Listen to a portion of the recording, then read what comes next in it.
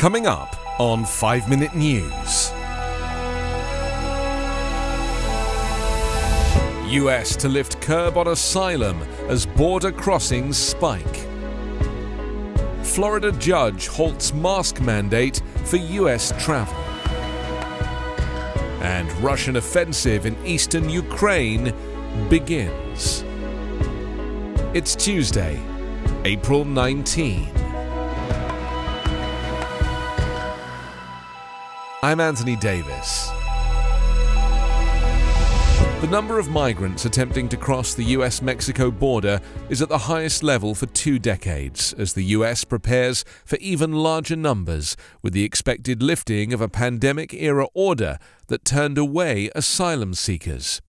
Immigration authorities stopped migrants 221,303 times along the southwest border in March, a 33% increase from a month earlier, according to US Customs and Border Protection data released yesterday.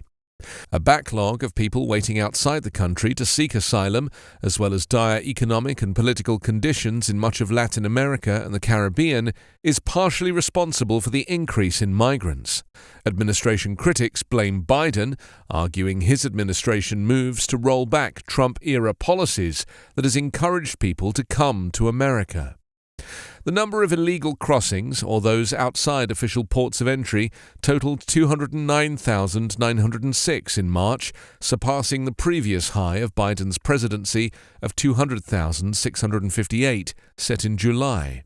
Former President Donald Trump also faced a sharp increase in migrant border crossings, but the number plummeted with the start of the pandemic.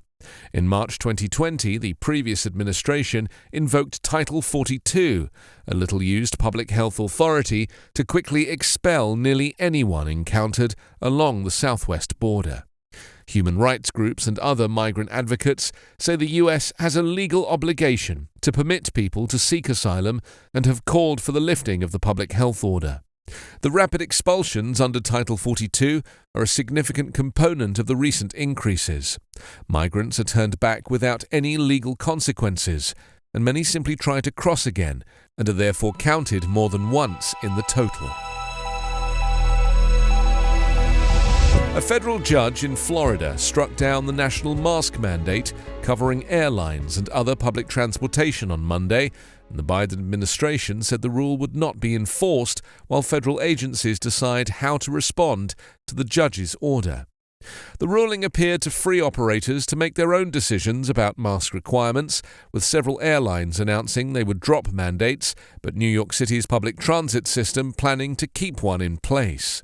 The Association of Flight Attendants, the nation's largest union of cabin crews, has recently taken a neutral position on the mask rule because its members are divided about the issue. On Monday, the union's president appealed for calm on planes and in airports. The last thing we need for workers on the front lines or passengers traveling today is confusion and chaos, union leader Sarah Nelson said. Nelson said it takes airlines 24 to 48 hours to put new procedures in place and tell employees about them. She said passengers should check with airlines for updates about travel requirements. The decision by U.S. District Judge Catherine Kimball Mizelle in Tampa, an appointee of former President Trump, also said the U.S. CDC failed to justify its decision and did not follow proper rulemaking procedures that left it fatally flawed. In her 59-page ruling, Mizelle said the only remedy was to vacate the rule entirely across the country because it would be impossible to end it for the limited group of people who objected in the lawsuit. The judge said a limited remedy would be no remedy at all, and courts have full authority to make a decision such as this, even if the CDC's goals in fighting the virus are laudable. Russia launched its long-feared full-scale ground offensive to take control of Ukraine's east on Monday, attacking along a broad front of over 300 miles, Ukrainian officials said, in what marked the opening of a new and potentially climactic phase of the war. The Russian troops have begun the battle for the Donbass, Ukrainian President Volodymyr Zelensky announced in a video address. He said a significant part of the entire Russian army is now concentrated on this offensive. The Donbass is Ukraine's mostly Russian-speaking industrial heartland in the east, where Moscow-backed separatists have been fighting Ukrainian forces for the past 8 years and have declared 2 independent republics that have been recognized by Russia. In recent weeks, the Kremlin declared the capture of the Donbass its main goal of the war after its attempt to storm Kiev failed.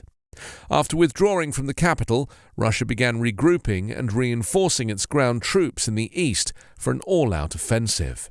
No matter how many Russian troops are driven there, we will fight, Zelensky vowed. We will defend ourselves. We will do it every day.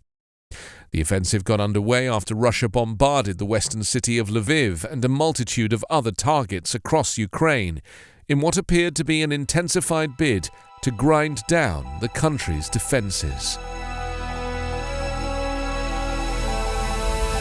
You can subscribe to 5-Minute News on YouTube with your preferred podcast app. Ask your smart speaker or enable 5-Minute News as your Amazon Alexa flash briefing skill.